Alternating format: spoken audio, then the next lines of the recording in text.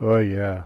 Oh man, I'll tell you that doesn't get much more exciting or fun-filled than a tune like that. And what a great band! And the trombone player, the trombonist on the band that you just heard on at the jazz band ball is none other than a gentleman that I've admired for many, many years, being a jazz trombonist myself. Uh, I always had a special ear tuned to our guest of honor today, and he is none other than Mr. Bob Havens. Bob, are you there? Are you on the line? I'm here, Rich.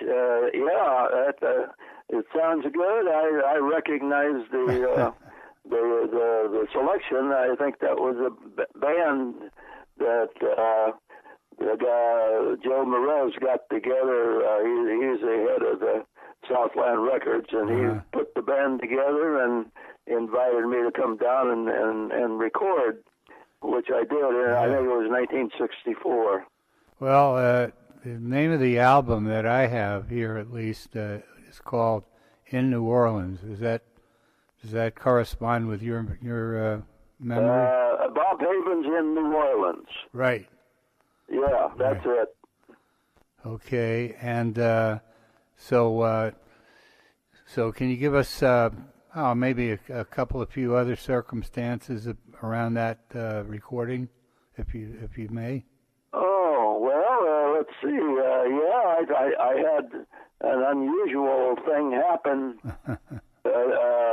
on my way to the gig, so to speak. Yeah, sure.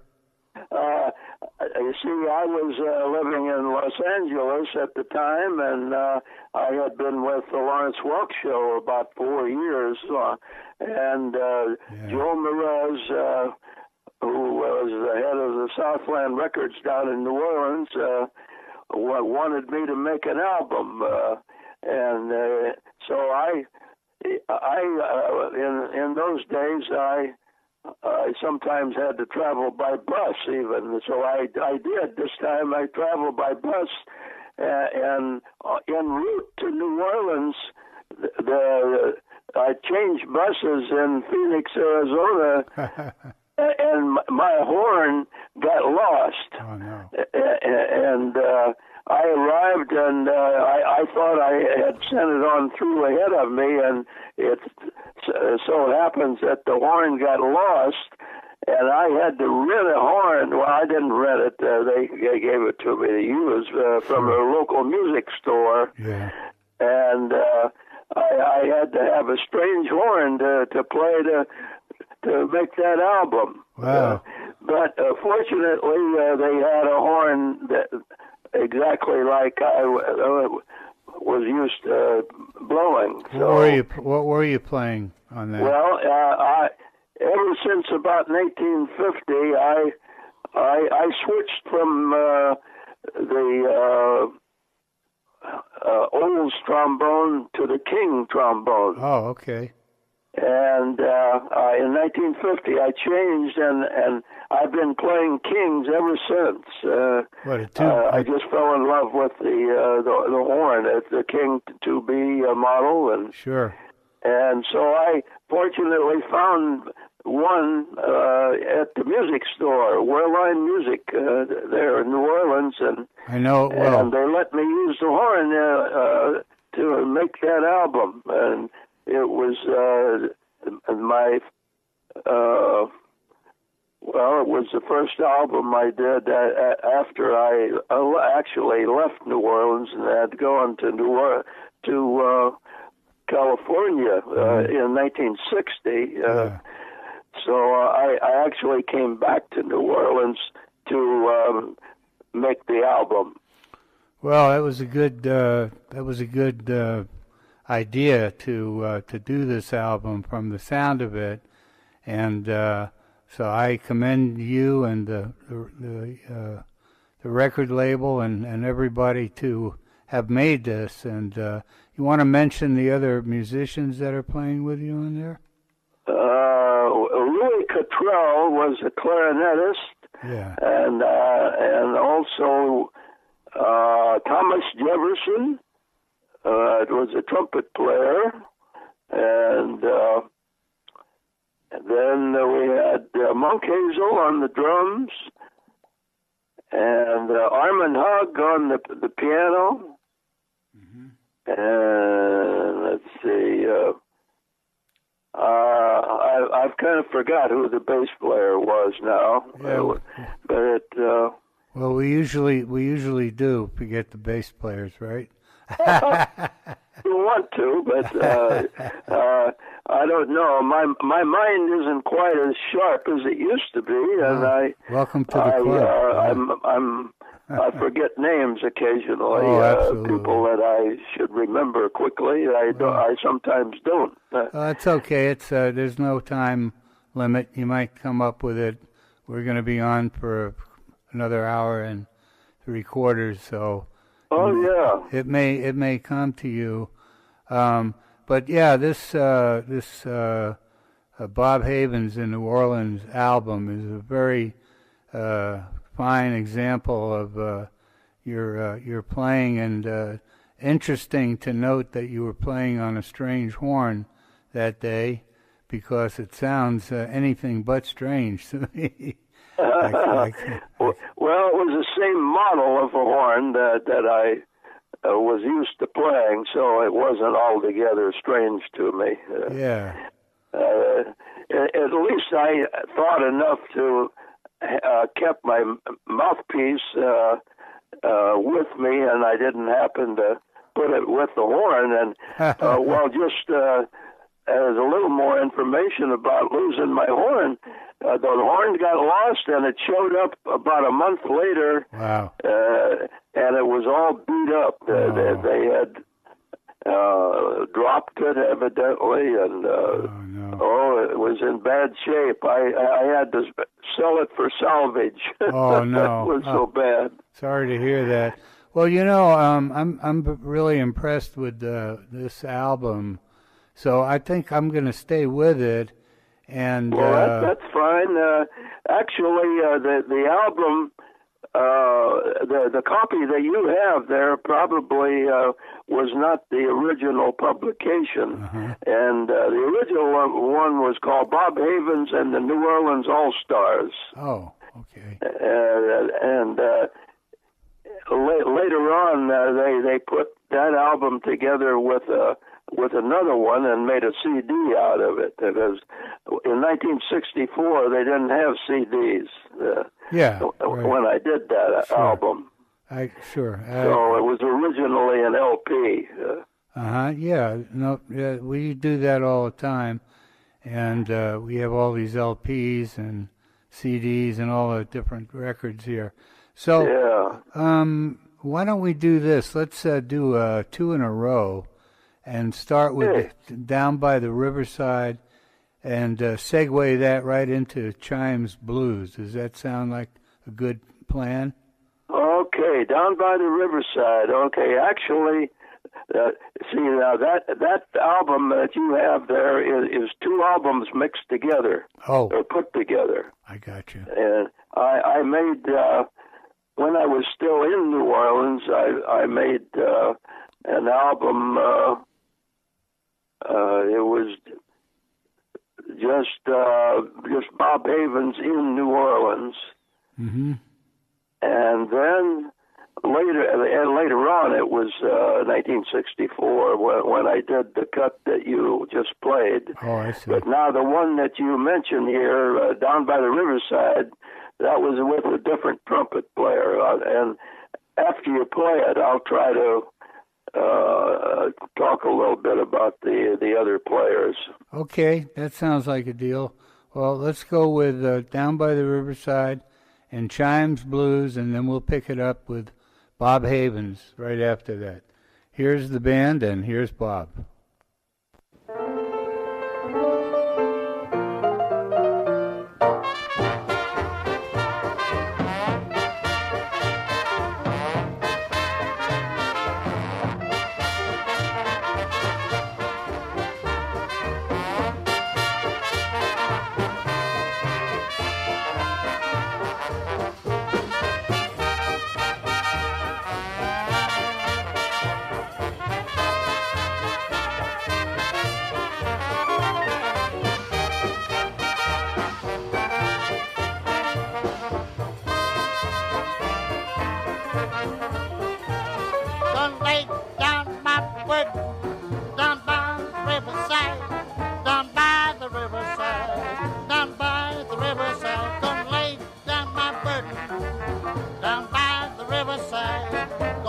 study one no more.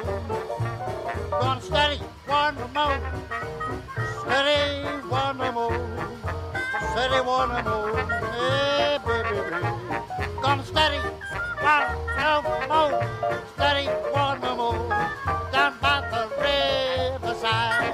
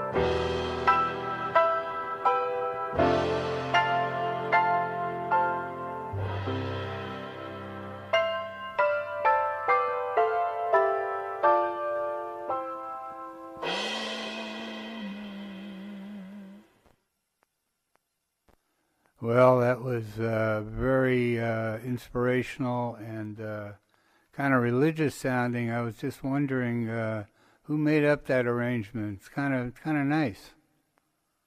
Well, it's Joe Mraz, the one that had charge of the recordings there, of the company.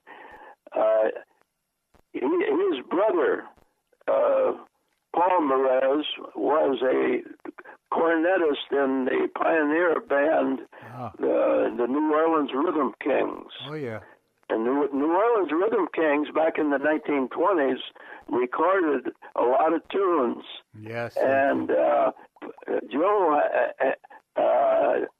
when he had these albums, or when he decided to make this album, he decided to do some of the same tunes that the New Orleans Rhythm Kings played on their records. So, and yeah, the two cuts that you played there, I think, is from the same album. Yes, the original album, which was made when I was still living in New Orleans. I got you. Yeah. Well, and the first one that you played on this program was done in 1964 when I came back on a trip there. So the clarinetist or the trumpet player, I think, is Tommy Gonsolin. And there is also, I think, two trumpet players possibly on that one. The other one is Mike Lalla. And that's two different trumpets. And Harry Shields was the clarinetist. Now, Harry Shields was the clarinet player with the first band that I played with in New Orleans in 1956 when I first joined George Gerard's New Orleans Five. Harry Shields was playing the clarinet in the band. And Harry, as same as myself, was asked to play on this album. Well, that's good. And the studio that we recorded the songs, well, actually, it wasn't always a studio. Sometimes it was like WDSU, the radio station, and another times it was a schoolhouse that they made into a recording studio. So it was various locations in New Orleans that they used to make the album. Well, but the engineer was the same guy who recorded Fats Domino. Oh boy. In his studio. So I actually recorded in the same studio on occasions that Fats Domino used to make records. Wow, well, that's pretty hip. Let me say let me make an association with 1964 and something about the style, the way you play, the sound. In 1964, Jack Teagarden played his final gig in New Orleans on Bourbon Street at a club on Bourbon Street. Yeah, this was 1964. Right, that's what I said. Okay. And so 1964, Teagarden played his last gig at a club in New Orleans on Bourbon Street. Yeah. And when from listening to your playing, particularly on that last tune, I hear strong Jack Teagarden influence. It sounds like Jack's playing. How did that happen? Well, it's very, very. It doesn't surprise me that you mentioned that because I was very much influenced by Jack Teagarden's style. Oh yeah. And playing, and I also managed to become friends with Jack and got a chance to know him personally. Yeah. but his style was, I fell in love with that before I ever left Quincy, my hometown. And I heard some of his records when I was still back there. And then when I got my first chance to make some recordings in 1956, actually, it was... the style was starting to show up in my recordings. Yeah. Well, especially that triplet figure that he always played. You own that now. He lost out when you started playing. Well, Jack was a great influence. I tend to believe the saying that went around in those days. Jack Teagarden was known as the father of Dixieland jazz trombone. Okay. He didn't particularly like the term Dixieland. No. Didn't like to be associated altogether as a Dixieland player. He started so early in his career and in the 1920s that that's the reason he's considered the father of jazz trombone, because he was he first hit the jazz scene in New York in about 1928, and Jack said that he had known Louis Armstrong since 1922. Yeah. In New Orleans. He used to come to New Orleans quite often, and but Jack grew up in Texas. Yes. In Vernon, Texas. Yeah. So he was one of the pioneers in jazz, that's for sure. And I just loved his style. And I think he's the most precise player that I've ever known as far as jazz trombone is concerned. Well, he was the first number one influence, and then I also like Miff Mole's style of playing too. Right, and he was from the East Coast. Yeah, Miff was from Queens, New York. Yeah. Yeah. So both of them sort of collided in 1928, and they were, I think, considered the number 1 and 2 pick when it came to trombone in those days. There was one other guy in there, maybe he was number 3, Jimmy Harrison. And well, now Jimmy Harrison, I know very little about him other than the fact that Jack Teagarden evidently liked his playing. Yes. Was he a player with the Fletcher Henderson's band? Yes, he was. I thought so. Yeah. Well, Jack, it was known that Jack liked to hear him play. So. And they were friends too. Actually, they once they found out about each other, they hung with each other. They played with. Yeah. And they played a lot with each other. Not in a formal setting, unfortunately. I would have, loved to hear any track with the two of them on there, But they did do some sessions together, and like you said, Jack had he had a good feeling for Jimmy, and then of course Tommy Dorsey came along around a little bit later, but not too much. And so there you well, Tommy was a very fine player, and also very precise in his work, only he was not a jazz player per se. And he is quoted as saying, "I wish I could play jazz like my brother." Yeah, no, that's true. Which was Jimmy Dorsey. Well, I He did said, "I wished I could play jazz like Jimmy." And one time he and Jack Teagarden were selected to be in an all-star band on one of the labels. Yeah.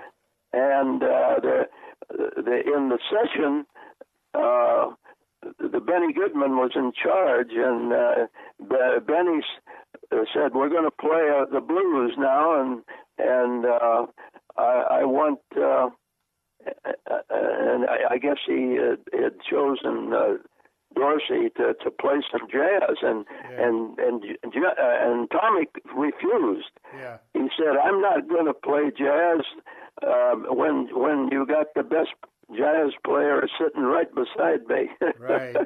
Well, I did. So it turned out that Benny suggested that Tommy play a sweet background, and Jack would play the jazz. So that's Right. the way it turned out on that particular session. Well, that's a true story. I can corroborate that, and also, I did a lot of investigating and detective work because I never was not that Jack's not a genius player. He was, and he is, and he'll always be.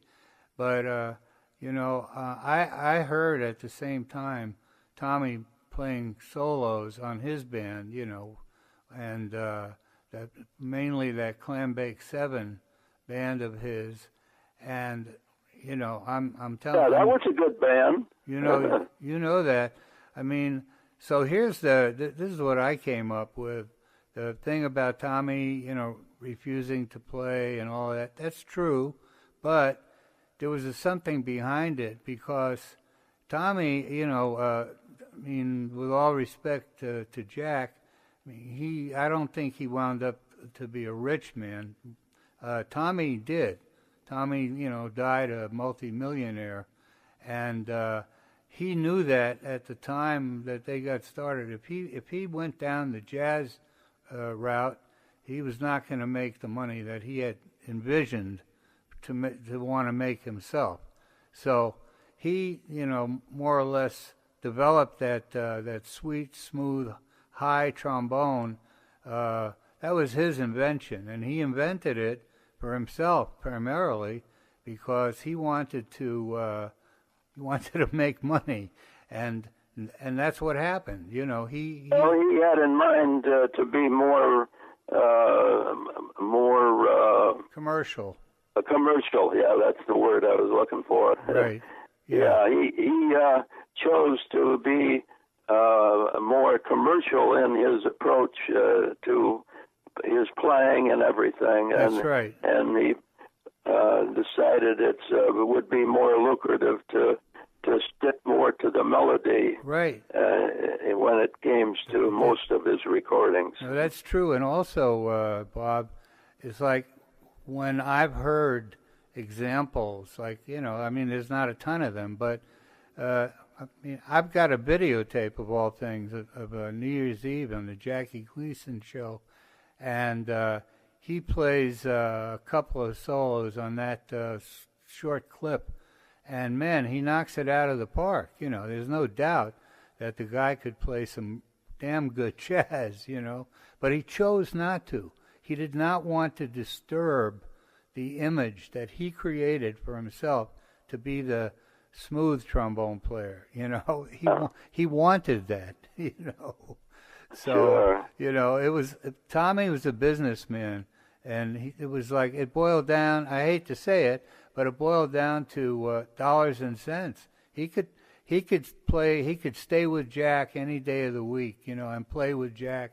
I mean, not too many guys could. He could, and this other guy, Jimmy Harrison, could, and Miff could, but that's about it, Yeah. I mean, It's surprising how, over a period of years, Miff Mole changed his style.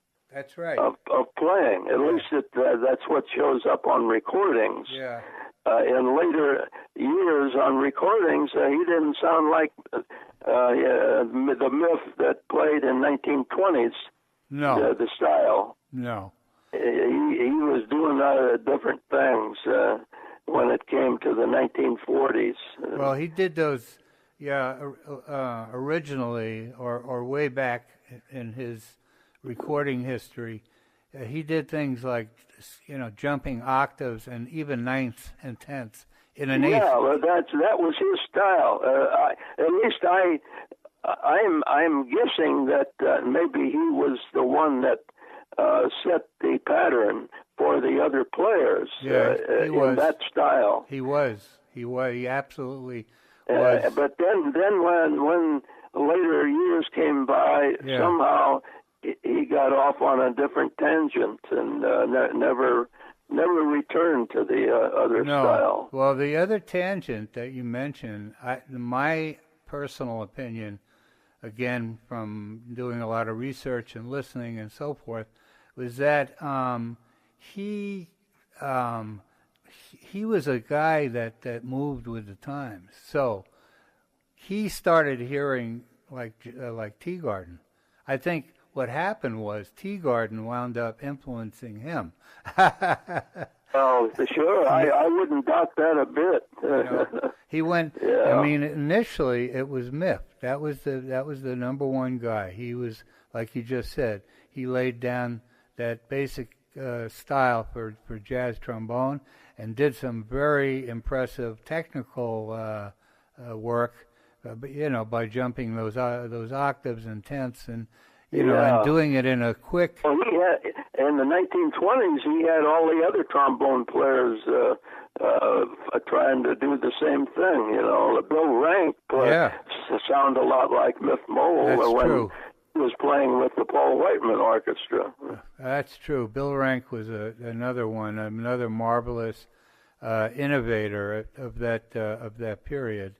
Yeah. But you know what? I think we should get back to music here because that's what the people in the audience paid their tickets for here. I don't blame you. You gotta please the public.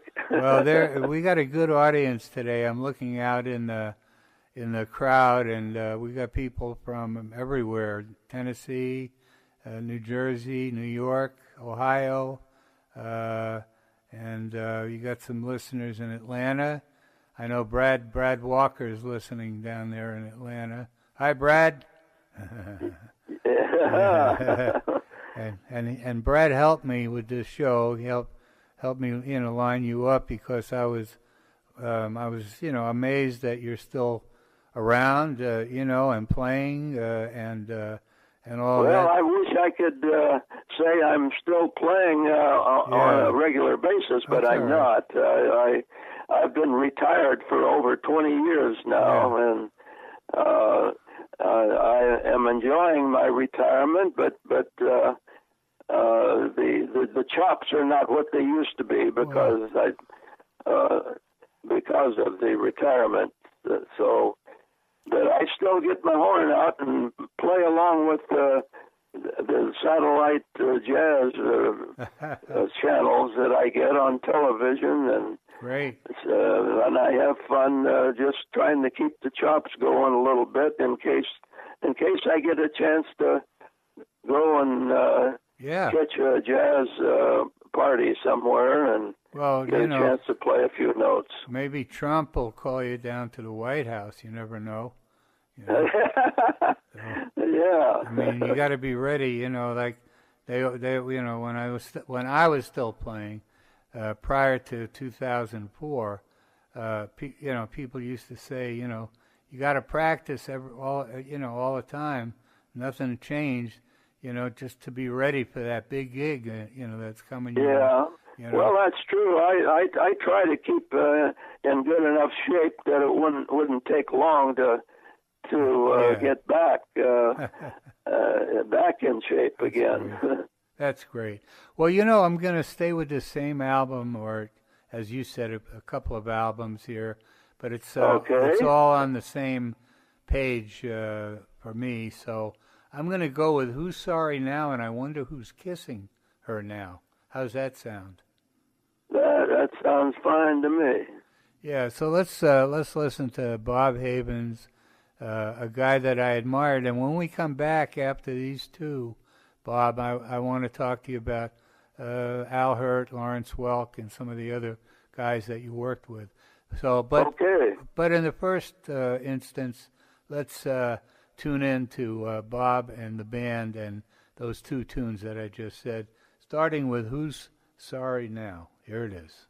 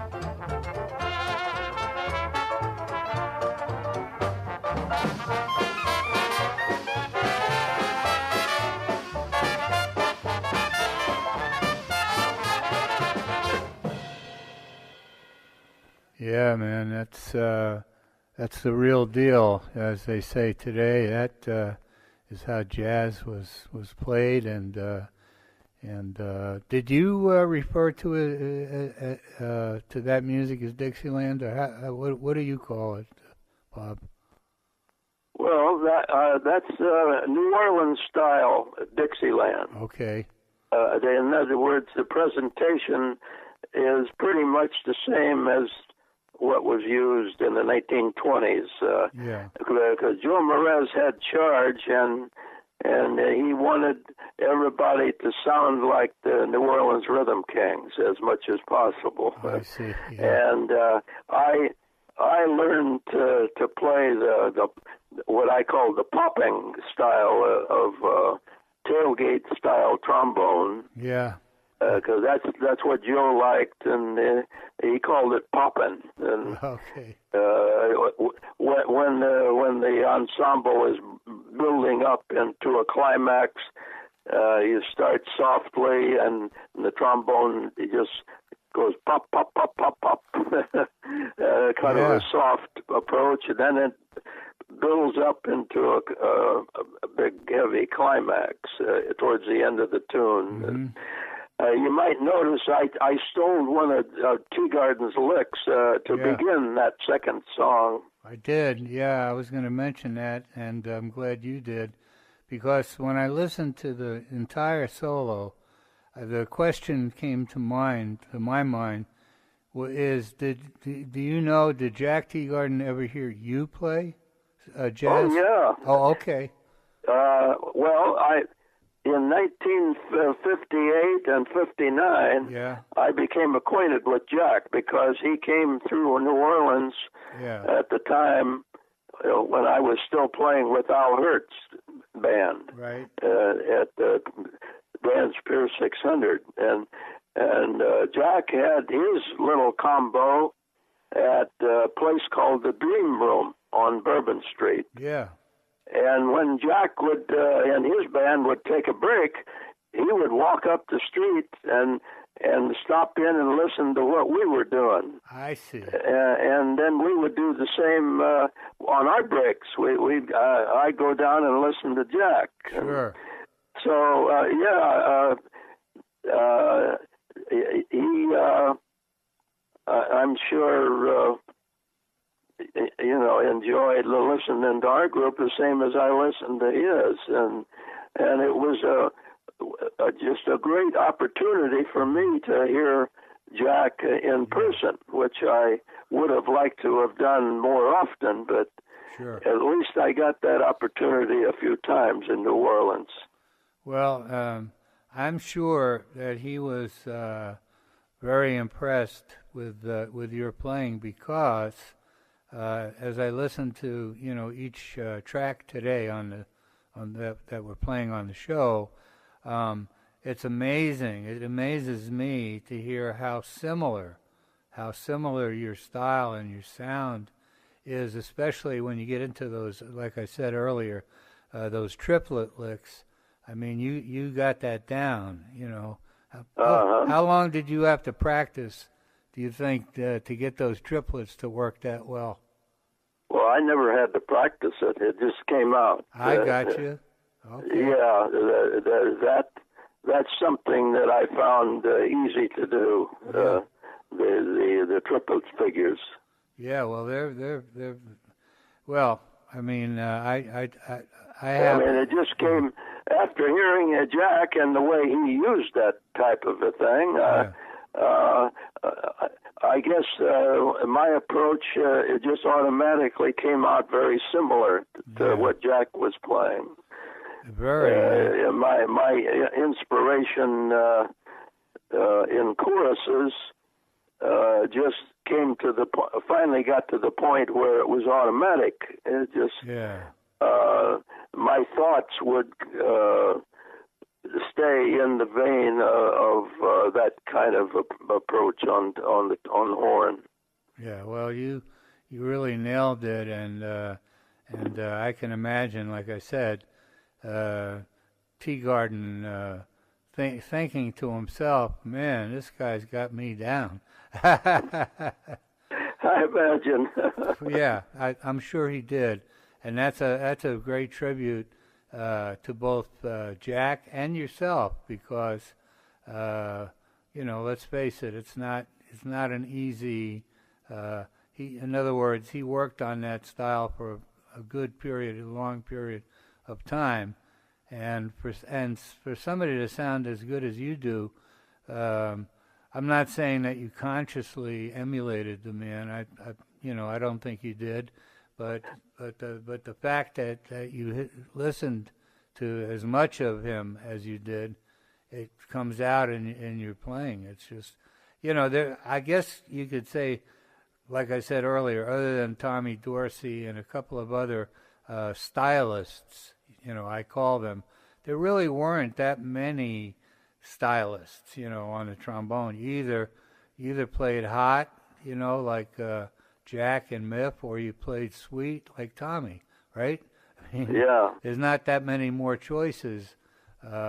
Some guys, I think some guys that followed in the next generation tried to glean the best of both worlds.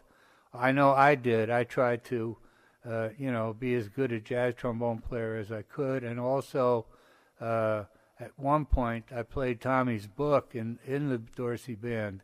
The part still said Tommy up on the left-hand corner, and I was playing those solos with the band.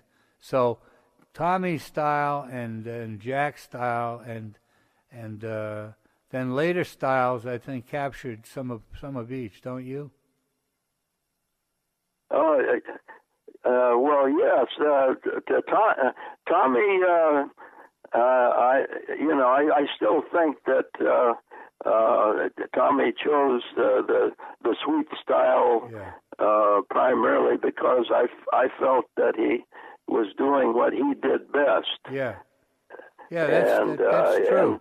And he probably felt he would try to be a number one smooth player rather than to be a second-rate jazz player. Yeah, which and in his own presentation. Yeah, which he never was, because there's some pretty spectacular Tommy Dorsey solos on record. I mean, I'm sure you. The only solo I have heard him play that. It was his own composition, I'm pretty sure, is Trombonology. Oh, yeah. I guess you probably heard that one. Sure. Yeah, and I think he put that together. Maybe he was thinking a little bit of in terms of what Jack would play, and then since he probably wrote the tune himself, he had first choice. Right. He did it first, so. Sure. But I think that's probably the most technical solo that I've heard him play outside of. There's a portion of a. Did you see the Dorsey Brothers movie? Yes. Okay, you remember the scene at the end where Tommy and Jimmy finally got together? Yeah. And they were playing this concerto. Right. Mm-hmm. And Tommy was doing some very difficult things on that soundtrack. Right, he was. In later years, I tried to locate the music to that, and nobody could come up with it. I talked to his son, even. Wow. Tommy's son. Wow. And he just said, we can't find it anywhere, because I wanted to recreate it, that Dorsey's concerto. Well, and I was going to use Henry Quest to do Jimmy's part, and I was going to do the trombone. And I thought it would be great to be able to get a hold of the music to the symphony that was used. Was probably the New York Philharmonic or one of those big symphonies. And who wrote it? but never could come up with it. Who wrote that? Do you remember? Anyway, as you say, Tommy was very capable of doing about anything you want to hear on the trombone. Right. And he chose, I think he chose the right thing to make himself tops in the smooth category. And that's what the people were buying. They were not buying jazz. Sure. And they never did. The people always gravitated to dancing, whatever dancing did. Well, one thing that I have to mention the fact that I was with the Lawrence Welk Orchestra for 22 years, right. and the reason the show lasted as long as it did is because Mr. Welk had a tendency to want to play exactly what the public wanted to hear. Yeah. And he didn't want to get too jazzy, but he also admired those who could play jazz. Oh, yeah. And that's why he always wanted to surround himself by a few good jazz players in the band. Sure. Because he actually told me that he wished he'd started a jazz band instead of champagne music, because he actually loved the Dixieland style jazz music. Wow, that's but, amazing. Then again, he chose to be commercial and chose the right way to do it. Well, he sure did, and wasn't that a wonderful gig for you? Oh, yes. A lot of people ask me, well, why did you choose to play with champagne music when it's obvious that I was more of a jazz-style player? Yeah. And I just decided that, and I was in New Orleans at the time when I got the offer to join the Welk Band. Wow. And so I decided that there would be more people watching and hearing me play on television than there would probably to stick with Al Hirt and maybe be not near as much heard around the country. Mm. So since it was a nationwide show, I decided I'd be better off with something that had nationwide distribution and exposure. Well, it sure did, because not that I was ever a regular viewer, but some of the times that I did tune in, they featured the band and you. So yeah. Lawrence, he always said to me, he said, you sound like you're going to get in trouble and make mistakes, but you never do. I had him buffaloed on there. He thought he was going to catch me at making some mistakes along the way, but he never caught me on anything. That's great. Well, I'll tell you what. Let's. Why don't we return to music and okay. How about let's see. How about How Come You Do Me and Sidewalks of New York? Okay. Yeah, that'll be fine. Okay. Or do you prefer another track or? Well, this is from the same album, is it? Yes, but I have others. I have the other albums. Why don't we pick another album at this time? Back to Home go to. You just name off a few that you have. All right. Well, Back Home in New Orleans is another one, and then there's some bands albums that you played on. Let's see. Here's Duke Hiker's New Orleans Wanderers. Yeah. Well, I was more or less just a sideman on those. With Duke, although I did have some solos, but that's probably not one of my best. Right. Well, listen, if you go pick out the ones you like to hear, and maybe I should let you do that. Well, a different album than the one we were on is this one, and it's got some great tunes on it.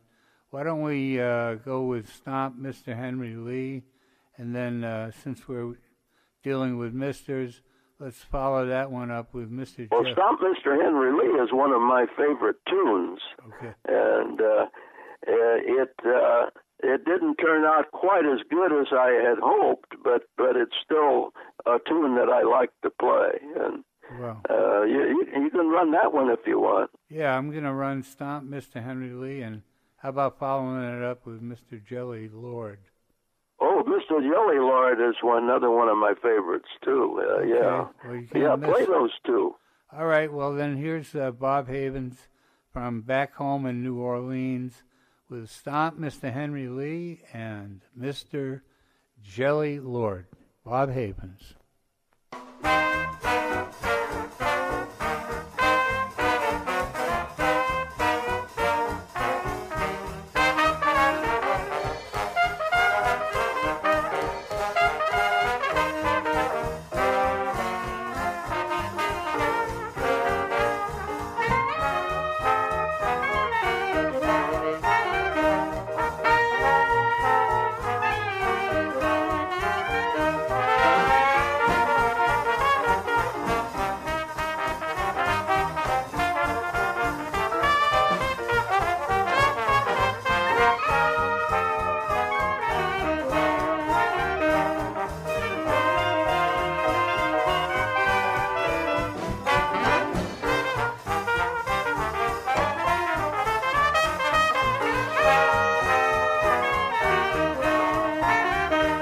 I'm gonna stomp, stomp, stomp, stomp, stomp Mr. Henry Lee.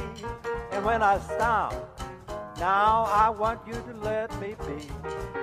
And when they play that low down swing, I get the fever in my veins. I just shake like a leaf on a tree.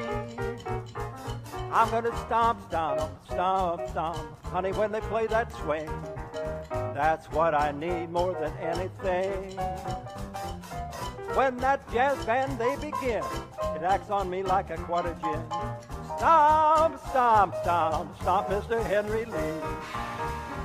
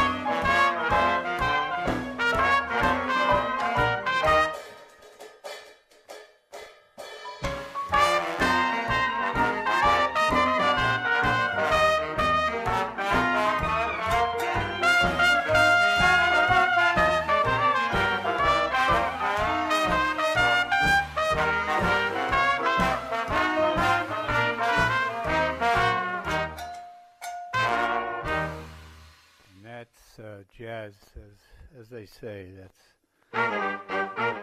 Whoop! I had to give the band a cutoff. I hope you don't mind, Bob. Yeah, that's okay. We'll pick them back up again. Yeah.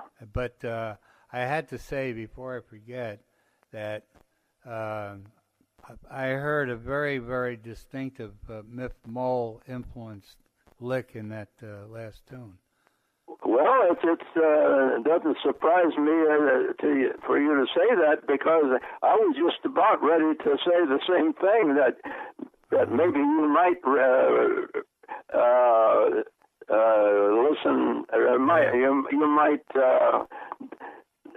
distinguish a Miff Mole lick in the second tune. Right. Well, I did, and that was really a treat for me, because I mean, if Miff would have heard that, he would have been proud of you, because he would have immediately, identified it as something that came from his neck of the woods, so to speak.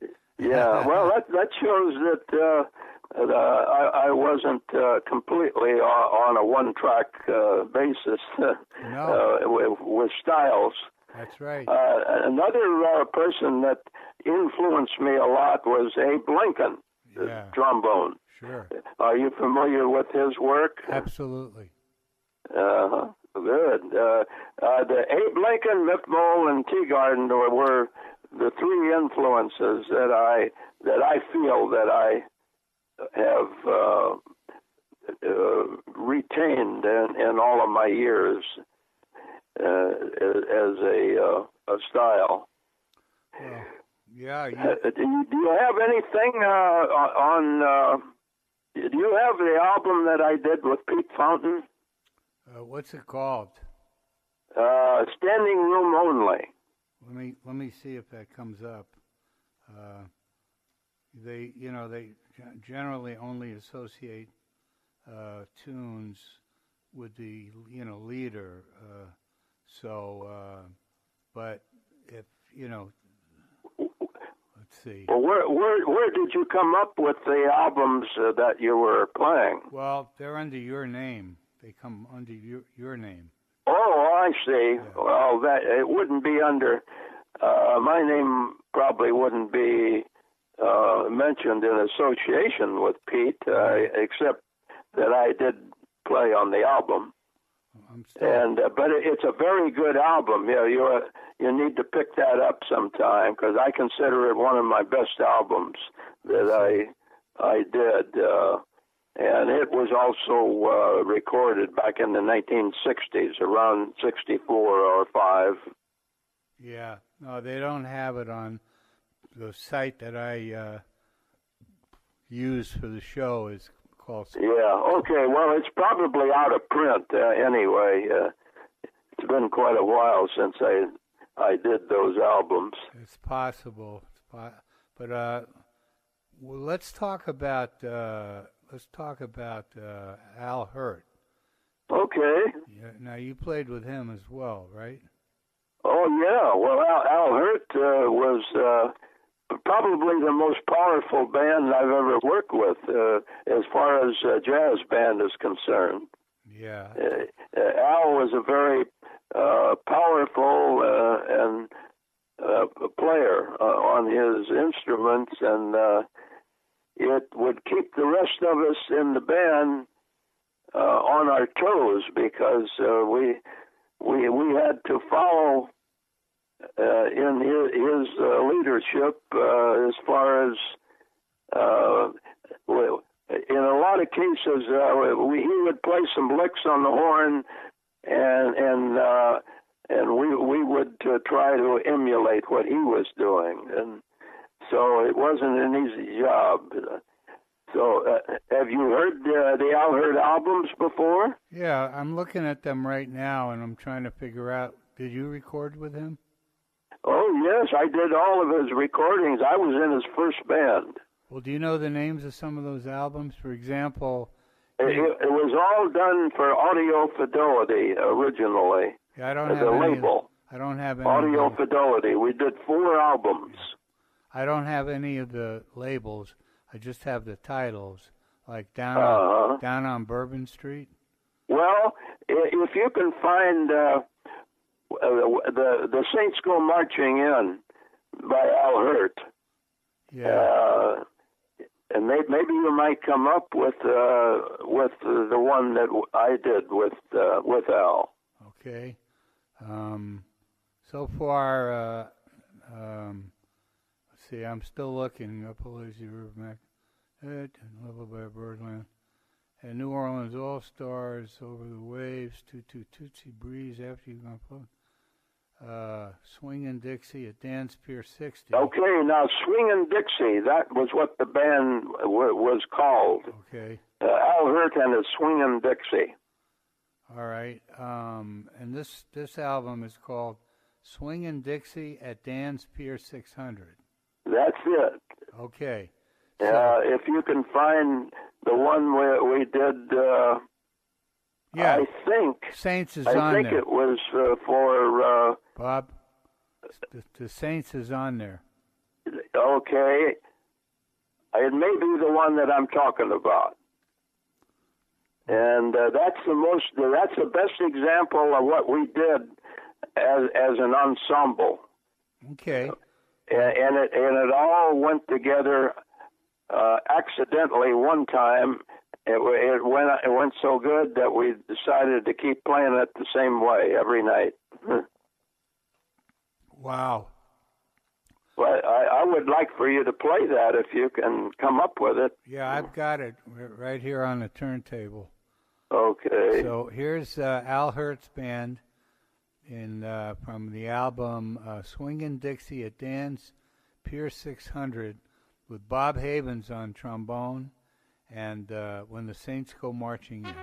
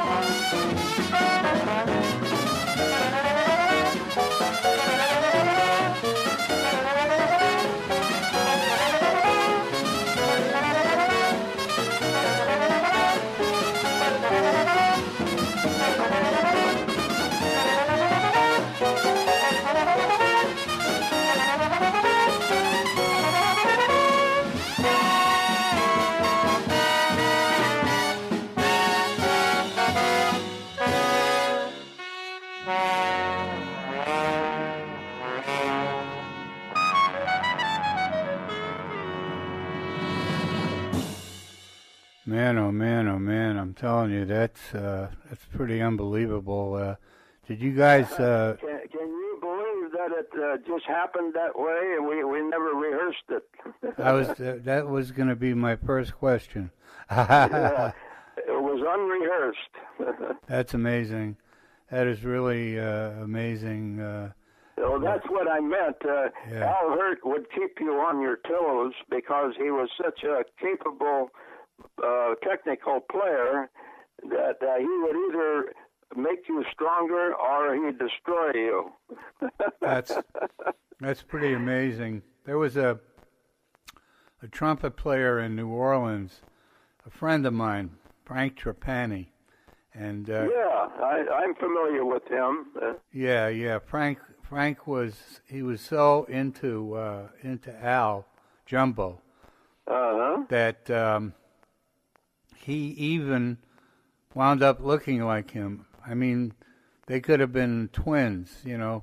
Frank was a tall fellow, and he he beefed up quite a bit, and with the beard and everything, he looked just like him, and he sounded like him too on trumpet. He could play. Frank could, like we've been saying today that how you were very devoted to Teagarden. Well, Frank was devoted to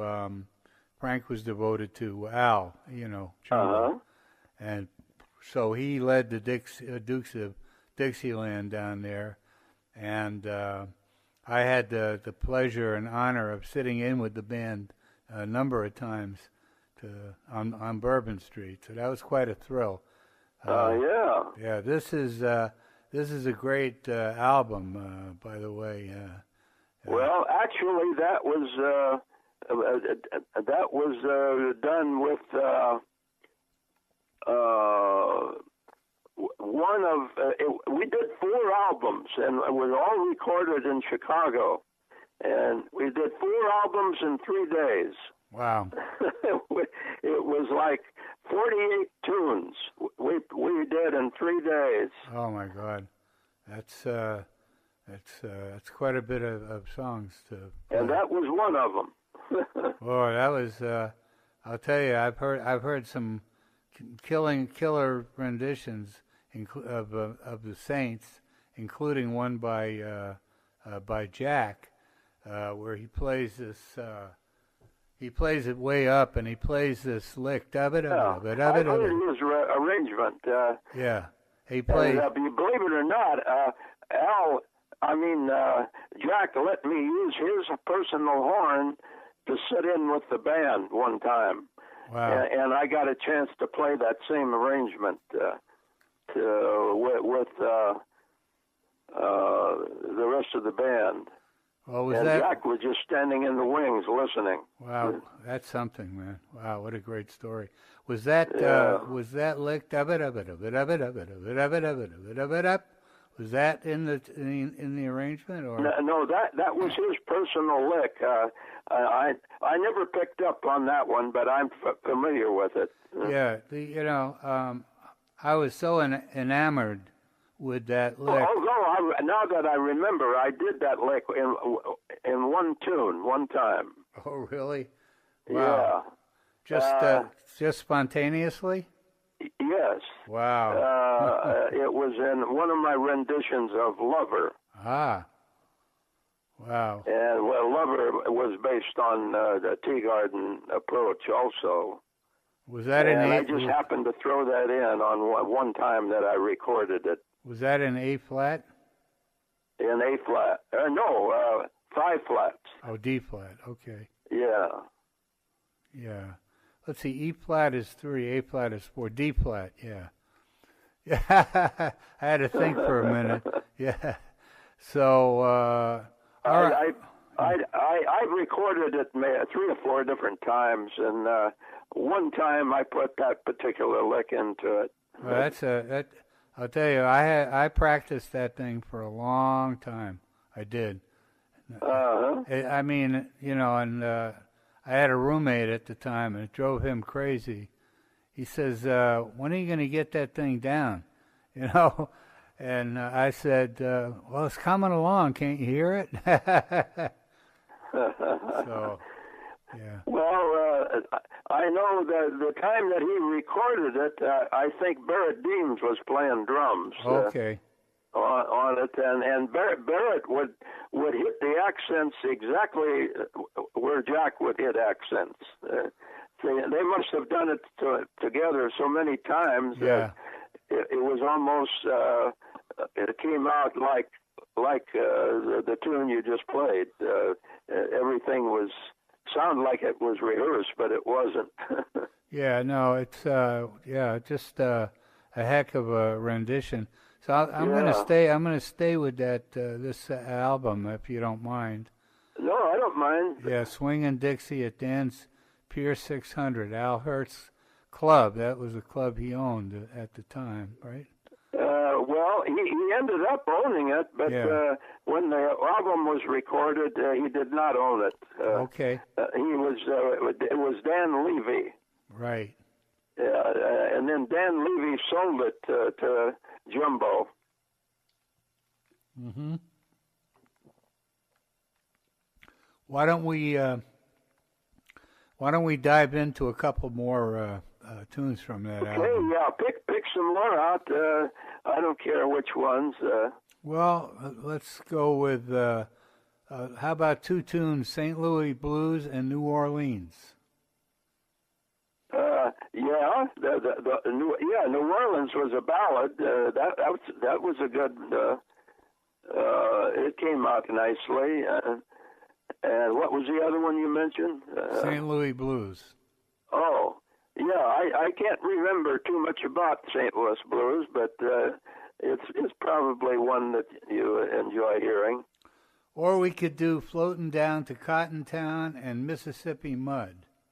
Okay, Floating Down to Cottontown might be a better one than St. Louis Blues. Okay. Come to think of it. So why don't we double up on Floating Down to Cottontown and Mississippi Mud?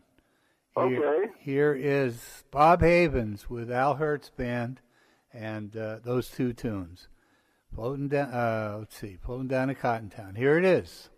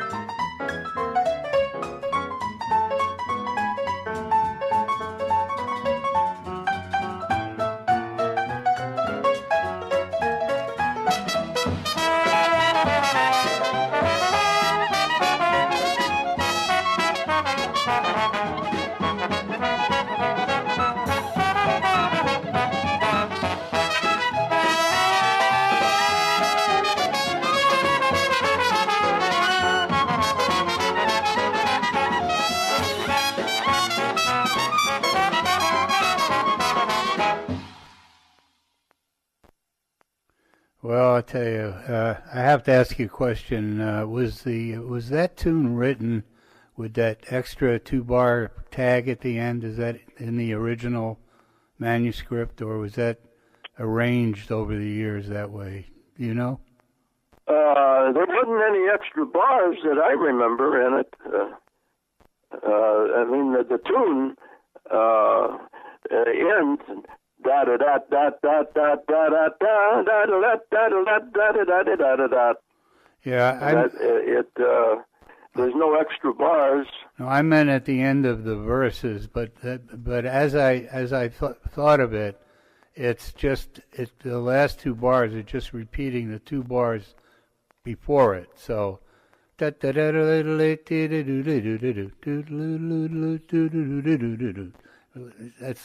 that's the way the tune was written. right, yeah. No, I answered my own question. So Yeah.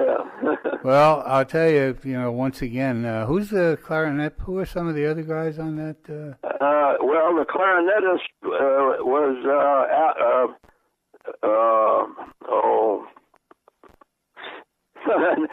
now the name escapes me. Yeah, it's been so long. This was recorded about 1958. Okay. I can't remember the clarinetist's name now for some reason. How about the bass? Anyway, he had a twin brother that played trombone. Oh. Okay. Wow. I can't think of his name now. Yeah. Oh gosh. How about the trombone player? The trombone player is me. No, I know that, but I meant you said he had a brother.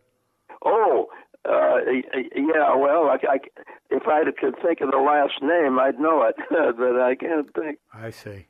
That's okay. Well, who's the bass? Anyway, Paul Edwards is a drummer, and also Ronnie DuPont was a piano player. Yeah. And let's see, the bass player was Oliver Felix. Wow. Yeah. And let me see who else was on there. Oh, I can't think of the rest. Oh, that's okay. That covers most of them. It gives us a good idea anyway. Yeah. But Jumbo, as always, was in good form. Oh, yeah. Yeah, he was tops when it come to technical ability. He just, he can, like I said, he can either make you or destroy you. Right. Yeah, I know what you mean by that. Yeah. I had that same feeling when I played. I recorded a tune that I wrote with Bill Watrous, and that could have, it could have gone either way, but it went the right way, because he wasn't out for a pound of meat. He was just interested in playing well. Which he always did. Oh, yeah. I played with him a few times. Yeah, how'd you like it? All right. And there was a jazz party that was held once a year in Denver, Colorado. Oh, yeah. And 1 year we had 7 or 8 trombones. I remember. Just about everybody you can think of was at that party. Right. In the way of trombone players. In fact, I have a photograph. I think it was 9 trombone players, and Watrous was one of them, and I was right in the middle of the group. We all had tuxedos on. I remember seeing a picture like that. Yeah, I think the picture has appeared in several magazines or books. I believe that. Yeah. Yeah. Anyway, Irby Green was there, and myself, and Watrous, and Slide Hampton, Jimmy Cleveland, Trummy Young, and there was, I think, 9 total. Jimmy Cleveland. Yeah, Cleveland was in there too, I believe. How about Melba Liston? Was she part of it? No. Okay. No, I never. Melba? Melba Liston. No, I don't. Is that a girl or a guy you're talking about? No, it's a girl. I thought so. I wasn't positive. She played. No, I never met her. She played in Dizzy's big band, the 50s band, and she also played with Clark Terry, and she wrote for Dizzy and for Clark, and she was a great arranger and good trombone player. Yeah. Mm-hmm. Yeah, she was good friends with Dexter Gordon. They both grew up in L.A. At the same time. Yeah. He was a little ahead of her, so he helped her get into the scene. When she came along, he felt that she'd come far enough along where he could recommend her to a couple of people. And I see. Yeah, nice, beautiful musician, and nice trombone player. Anyway, I'm going to stay with this album because we're almost. Believe it or not, 2 hours has... Yeah, and how time flies. When you're having fun. Like a trumpet player I know used to say, "Where has all the time come from?" That's a good one. Yeah. Who was that, by the way? That was McMahon, the lead trumpet player with the Walk Band. Oh. I forgot the first name already. Was it McMahon. Mickey? He used to play with Les Brown. Les Brown, yeah. Yeah, Mickey McMahon. Mickey, yeah. Mickey used to say that all the time. Where's all the time come from? Well, that's a very profound statement underneath the humor. But we're gonna, at this point, we're gonna stay. I'm gonna stay in this album because. It's a good album. Actually, it's four albums. Wow. I've got the whole collection in my computer. Wow. Well, I'd like to get them sometime if you think of it. I sent you my email address. Yeah. Oh yeah. Well, thank you for that email you did mail to me. I thought from the content about that tune that you arranged, I didn't think we were going to have a lot to talk about because my bag is not in the same bag as that. Yeah, no, that's okay. But I started out. What we didn't talk about was I started out. Once I got into professional music and professional playing, I moved from the Dorsey band to Johnny Long's band for a particular reason, and the reason was Johnny needed a Dixieland soloist, and I wasn't really a Dixieland player, so I thought, well, maybe he'll tolerate me, for a week or two until I get into it. And sure enough, he was good about that. And so in a reasonable amount of time, I became a, pretty good player. Not like you, but I did pretty well. I learned a lot of the tunes. Well, that's great. Johnny Long, was there a ghost leader for that band, or what? No, he was still around then. He was still. Oh, I was with him in '60 and '61. Oh, Yeah. So, what happened was I was playing on Warren Covington's band. Talk about another good trombone player, and. Oh yeah, sure.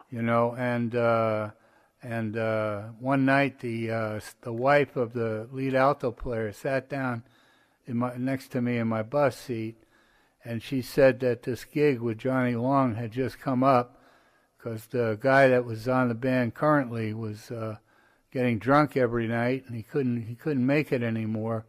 And she said, and this will be a good opportunity for you to play some jazz and to sing, because that was another one of my desires, was to sing as well as play. Yeah. And so she said, you ought to take it.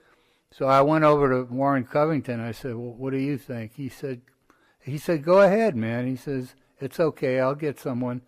And when I left, he said, "You're always welcome back on the band."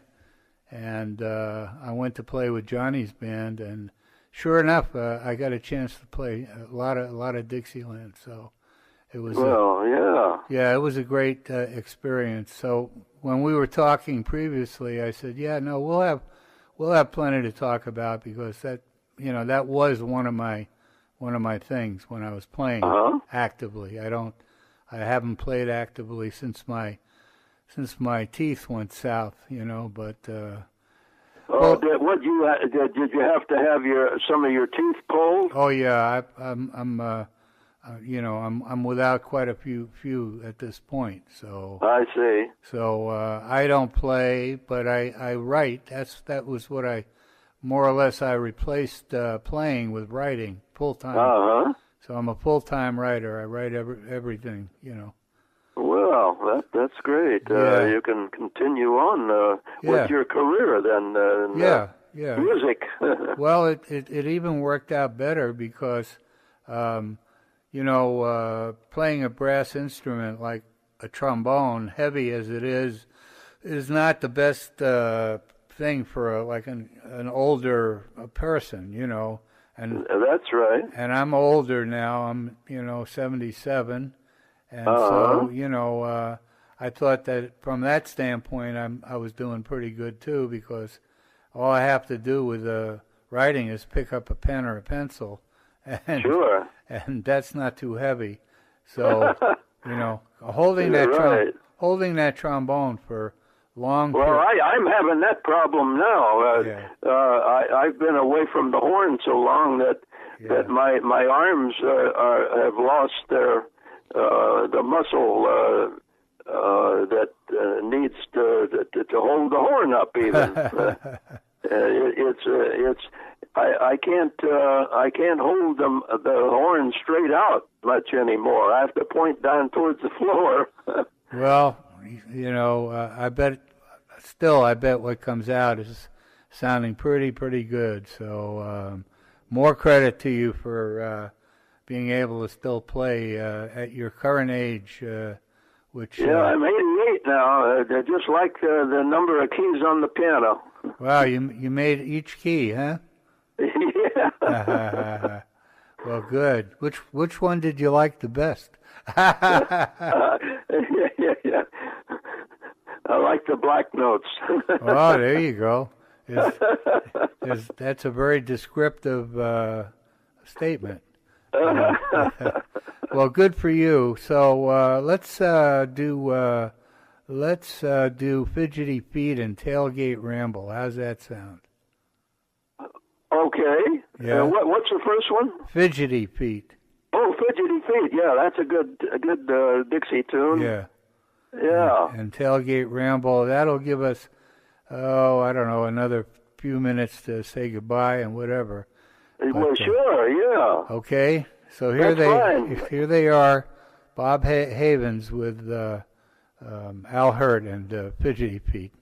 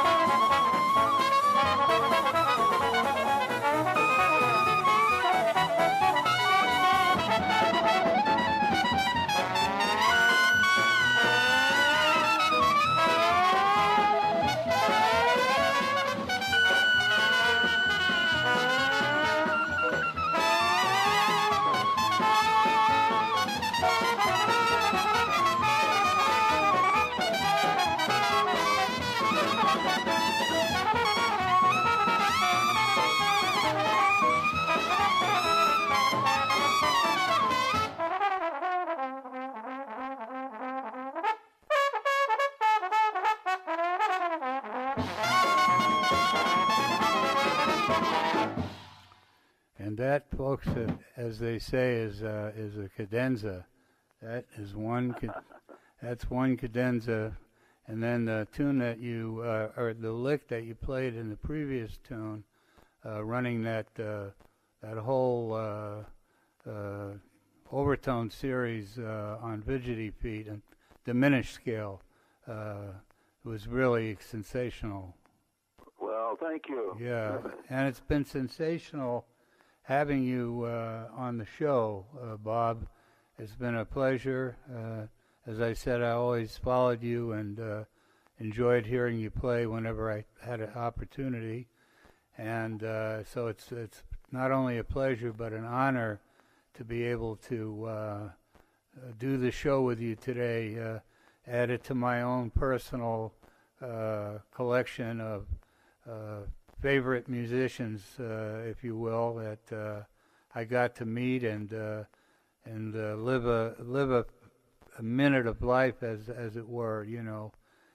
Well, thank you very much for inviting me to be your guest on your show, and I've enjoyed it immensely. Oh, and you chose some good sides to play, and thank you. Maybe I have opened up another door for you when it comes to the Al Hurt Band. Oh, absolutely. He has so many doors, that guy, you know. It was, as I said earlier, I consider the Al Hurt Band the most powerful band as a unit that I've ever played with, as far as Dixieland is concerned. Well, that's for darn sure, I'll tell you. Nobody played like he did, that's for sure. Well, thank you for all your nice compliments, and I would like sometime to maybe hear some of your work. Was that you playing on that sample on the email you sent? Yes, that was me. I thought maybe it was, and it sounded very good. And thank you. I'd be glad to hear anything else that you might have done. Send it along sometime. Okay, that's a deal. I appreciate it, and I just want to say to the fantastic fans out in Jazzville, I always want to make sure I remember to thank them for tuning in. I know if whoever was on the show, and I see a couple of familiar people, I've come to memorize people's URLs on their codes. That's only a trombone player, you know, could do silly things like that. But you know, anyway, I'm going to take it out now. So this will be the end of the show. I want to play one more, and I'm going to say goodbye to you with "And the Angels Sing." Oh, okay. Yeah, that's great. That's a good one. Always one of my favorites. That's actually a trumpet solo. And we're backing up Al Hurt on that one. But you'll enjoy it. Well, I appreciate it, and happy holidays, Merry Christmas, and all the best wishes to you and to your family, and keep swinging, man. Okay, thank you, Richard, and as it was a great pleasure to be on your show. Thank you, Bob Havens. Here's "And the Angels Sing." Bob Havens, thank you.